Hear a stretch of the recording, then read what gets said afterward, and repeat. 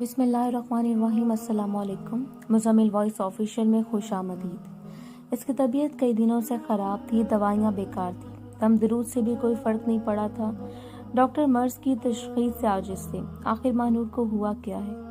वो बेड पर लेटी दुनिया और माफिया से बेखबर छत को घूर रही थी। आंखों में अजीब उदासी के बादल छाए हुए थे, जिसके पस मंजर में कोई चीज़ दिखाई नहीं दे रही थी। बेटा, ये दूध लाई हूँ, दवाई के साथ पी लेना, अम्मी ने मोहब्बत से मानूर को आवाज़ दी। वो कोई जवाब दिए बगैर अपनी दुनिया में मसरूफ़ थी। अम्मी ने करीब आकर इसका कांधा हिलाया।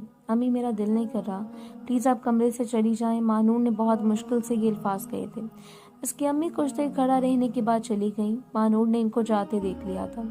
मानूर 15 साल की जवान लड़की थी, जिसे अपने हुस्न का गुरूर हर जवान लड़की की तरह था। वो स्कूल जाते हुए काजल मस्कारा जरूर लगाती, जिससे इसके हुस्न में मजीद इजाफा होता था।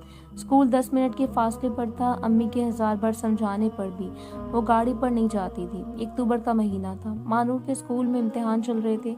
वो क्लास की अच्छी तालबा थी, पढ़ाई शौक से कर लिया करती। 9वीं जमात में वो अपना स्कूल टॉप कर चुकी थी, जिसकी वजह से वालिदैन और उस्ताज़ा का मान मानूर पर और बढ़ गया था। लेकिन अब वो धीरे धीरे पढ़ाई में कमज़ोर होती जा रही थी। पहले पर्चे में कम नंबर आने पर प्रिंसिपल ने घर फ़ोन किया, जिस पर मानूर की अम्मी ने बताया कि वो अब भी पहले जैसे रात को देर तक पढ़ती रहती है, फिर वो क्यों नंबर कम ले रही थी। प्रिंसिपल को वजह समझ नहीं आई। मानूर, तुम्हारा पर्चा कैसा हुआ? मानूर को देखते अम्मी ने पूछा। अच्छा था, इसने बेजारी से जवाब दिया। कल के पर्चे का टीचर ने कुछ बताया कितने नंबर आए? इसकी अम्मी ने अनजान बनकर सवाल किया। ओहो अम्मी, अभी पर्चे चेक भी नहीं हुए। मानूर को गुस्सा आया। चलो बेटा, कामयाब रहो, मैं खाना लगाती हूँ, जल्दी से कपड़े चेंज कर लो, अम्मी ने कोई तासुर चेहरे पर लाए बगैर कहा। अम्मी बर्तन उठाए, मैं कल का पेपर याद कर लूँ, मानूर ने पूरे तमाद लहजे में कहा। अम्मी, मुझे डिस्टर्ब मत कीजिएगा। अम्मी के जाने के बाद इसने दरवाजे को कुंडी लगाई थी, जो कि वो आम दिनों में नहीं करती थी। दोपहर का वक्त था। अम्मी अपने कमरे में सो गई। 2 घंटे बाद जब वो वॉशरूम के लिए उठी तो मानूर का दरवाज़ा बंद पाया। इन्होंने दरवाज़ा खटखटाया। जी कौन? मानूर ने फौरन आवाज़ दी। बेटा, दरवाज़ा क्यों बंद किया है?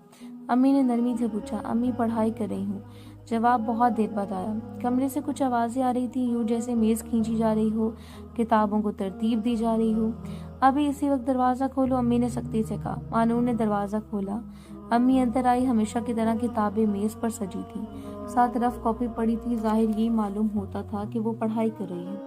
दोबारा दरवाज़ा बंद नहीं करना। अम्मी, लेकिन क्यों? मानून की माथे पर शिकने लाते बोली। अम्मी तब तक साइड रूम की तरफ बढ़ी। मानून की अलमारी, जो कि अवामी थी, कफल में मुकी थी। अम्मी ने पहले बंद अलमारी को देखा, फिर मानूर की जानिब देखा, जिसका चेहरा उतरा हुआ था। अम्मी मजीद कुछ कहे बिना खामोशी से निकल गई। मानूर की अम्मी जमीला तालीम याफ्ता खातून थी, जो असरे हाजिर की फतनों से बाखबर थी और इनसे निपटना भी जानती थी। इसने घरेलू खवातीन की तरह बेटी पर शक न किया और ना ही इस पर कोई इल्ज़ाम लगाया। वो अपनी चुप जुबान से मानूर को बहुत कुछ बता कर गई थी। मानूर जानती थी कि वो अपनी माँ को कभी धोखा नहीं दे सकती, लेकिन इसके बावजूद इसने माँ से सच छुपाने की ठान ली थी। बहुत जल्द जमीला को सब मालूम हो चुका था, जब इसने रात के 2 बजे मानूर को मोबाइल पर सरगोशी में गुफ्तगू करते पकड़ लिया।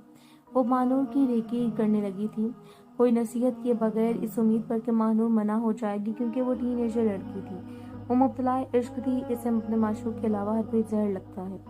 इस अच्छी माँ होने के नाते जमीला ये सब जानती थी कि वो अपने फ़न के जरिए अपनी बेटी को इस दलदल से निकालना चाहती थी। बेटा, किससे बात कर रही हो? जमीला के खौफ था, गुस्सा था, इत्मीनान था या नाउमीदी थी?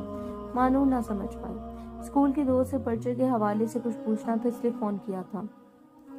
मानो ये जवानी का ज़माना तुम नहीं, मैं भी गुजार चुकी हूँ, इसलिए कोई झूठ नहीं चलेगा। रोज़ रोशन की तरह हर बात जमीला पर वाज़ेह हो चुकी थी, इसलिए अब सख्ती से पेश आना मुनासिब क्या तुम अपनी दोस्त को दोबारा कॉल मिला सकती हो? मैंने एक बात करनी है। अम्मी, मानूर के कुछ आगे बोल नहीं पाई।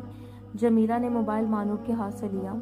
मानूर की आंखों में खौफ की लहरें दौड़ रही थी। अगर अम्मी ने फ़ोन रिकॉर्ड चेक कर लिया। उफ़ अल्लाह, मैं कहाँ फंस गई हूँ? या अल्लाह मुझे बचा ले, आइंदा ये गलती नहीं करूँगी। ये मोबाइल तुम्हारे अब्बा के हवाले करती हूँ, वजह वो तुमसे खुद पूछ लेंगे। जमीला ने एक और पहाड़ इसके सर पर तोड़ा। मानूर की आंखें नीचे बच्चे कारपेट पर जमी हुई थीं। इसने सर उठाने की हिम्मत बाकी नहीं ली। हाँ, सुबह जाने से पहले अलमारी की चाबी टेबल पर छोड़कर जाना, जमीला ने जाते जाते कहा। जी अम्मी, मानूर ने रंधी हुई आवाज़ में कहा। मानूर सारी रात रोती रही। इसे अपने किए पर पछतावा महसूस हो रहा। वो रोती वॉशरूम की तरफ बढ़ी तो इसे मोबाइल बजने की आवाज़ आई। इसके पाँव तले जैसे ज़मीन खींच ली गई हो। अम्मी ने फ़ोन उठा लिया तो आगे वो सोच ना पाई। हेलो, जमीला ने कड़क लहजे में कहा। दूसरी तरफ से डार्लिंग सुनकर जमीला को और भी गुस्सा चढ़ा। फ़ोन और क्या कहना है? महानूर को क्यों नाराज़ हो गई हो यार? मैं भी था कि तुमने कॉल की थी, बिजी था मैं भी महानूर की अम्मी बात करेंगी। जमीला की आवाज़ मज़ीद ऊंची हुई तो दूसरी तरफ ठक से फ़ोन बंद हो गया। महानूर ने सारा मुकालमा अम्मी के कमरे के बाहर सुन सकती थी। हर लम्हे पर पुरज़ियत था, हर अल्फाज में जहर था। सारी रात महानूर की अम्मी के कमरे के बाहर रोकर उसने गुजारी। इसे मोबाइल फिर से नहीं मिलना था, ये बात तो वो जानती थी, लेकिन जो बदनामी इसकी हुई थी इसका तो कभी महानूर ने सोचा भी नहीं था। फजर के अज़ान के साथ जमीला कमरे से बाहर निकली तो महानूर को घुटनों में सर डुबाए रोते हुए पाया। जमीला ने फजर पढ़ी तो महानूर ने इनसे माफ़ी मांगी। एक दफ़ा फिर इसकी ज़िंदगी ठीक से शुरू हुई थी। इसने दोबारा पढ़ाई भी शुरू की और एक बार फिर वो अच्छी तालबा बन गई। ये दिसंबर का महीना था जब महानूर को सर में दर्द शुरू हुआ। नाकाबिल बर्दाश्त दर्द जो इसे एक लम्हा भी आराम नहीं लेने के लिए नहीं छोड़ता था। डॉक्टर अपनी दवाई लिख कर देता, हर हकीम अलग मर्ज तशखीस करता, हर किस्म का इलाज कराया गया, लेकिन अफाका नहीं हुआ। आखिरकार महानूर के वालिद इसको साइकेट्रिस्ट के पास ले गए। इन्होंने महानूर से कुछ सवाल पूछे लेकिन इसने कोई जवाब नहीं दिया। वो या तो रोती रहती या खामोश रहती और डॉक्टर के मुताबिक ये दोनों बातें इसकी ज़हनी तवाज़ुन को बरकरार रखने के मुखालिफ थी। इसने कोई महबूब चीज़ खोई है जिसके दुख ने इसे बीमार कर दिया है। हल यही है कि इसे वो चीज़ दी जाए। डॉक्टर ने मुआयना करने के बाद कहा था, बेटा तुमने कौन सी बात दिल पर ले ली है जिसने तुम्हारी ये हालत बना ली? क्या ये वो लड़का तो नहीं जो 6 माह पहले तुम्हारी जिंदगी में आया था? वो घर लौटे तो जमीला ने मानूर से पूछा। अम्मी मैं बर्बाद हो गई। मानूर के लबों से फिसला। कैसे? जमीला ने पूछा। अम्मी आप नाराज तो नहीं होंगी? मानूर के गालों पर आंसू गिर रहे थे। नहीं बेटा, मुझे आपकी खुशी अजीज है, मैं आपको फिर जीता जाता देखना चाहती हूँ। जमीला की आवाज़ रन गई। अम्मी जावेद मेरी दोस्त का कज़न है। वो पहली बार मुझे स्कूल के बाहर मिला। उसने मेरी बहुत तारीफ़ की और मेरी दोस्त ने मुझे बताया कि वो मुझसे मोहब्बत करता है। वो सुबह को भी मुझे मिलता था और छुट्टी में भी। रफ्ता रफ्ता मुझे भी शमसियत पैदा हो गई। फिर वो मुझे गिफ्ट देने लगा और अपनी मोहब्बत और वफा के तस्करे करता रहा। मेरी दोस्त ने इसे मेरा नंबर दे दिया। हम दोनों एक दूसरे को मैसेजेस करते थे। जावेद के इसरार पर मैंने कॉल पर बात करना शुरू की। फिर एक रात आपने मुझे पकड़ लिया। वो मेरी ज़िंदगी की तारीख रात थी। फिर हमारा राब्ता मुनक़ते हो गया। एक हफ्ते के बाद हम फिर दोस्त बन गए। अम्मी जावेद मेरी रूह में रच बस गया था। मैं इसके बगैर ज़िंदगी नहीं गुजार सकती थी। फिर मैंने पढ़ाई भी बरकरार रखी, आपकी ताबेदारी भी की, लेकिन मैं इसको छोड़ नहीं पाई। एक दफ़ा फिर मुझ पर बदबख्ती गालिब आ गई और इसने मुझे छोड़ दिया। मानूर की आंखें अब खुश्क थीं। अगले 10 मिनट वो छत को घूरती रही। फिर इसने अम्मी को बाहर जाने का कहा। थोड़ी देर बाद अम्मी ने दूध और दवाई जबरन से पिलाई। वो दवाई के ज़ेरे सर सो गई। अम्मी तो मगरिब की अज़ानें सुन रही थी। अम्मी सराहने बैठे सर दुबा रही थी। अम्मी प्लीज़ मुझे माफ़ करना, मैंने आपको धोखे में रखकर खुद को बर्बाद कर दिया। अम्मी आप मुझे माफ़ कर दें प्लीज़। बेटा माँ इंतकाम नहीं लेती, मैंने आपको माफ़ कर दिया। याद रखना दुनिया का बेहतरीन रिश्ता वालदैन का होता है। वालदैन अपनी औलाद को कभी नहीं छोड़ते। आइंदा किसी पर भरोसा मत करना और वालदैन से हर बात शेयर करना। जमीला ने झुक कर इसे प्यार किया और इसके आंसू पोंछे।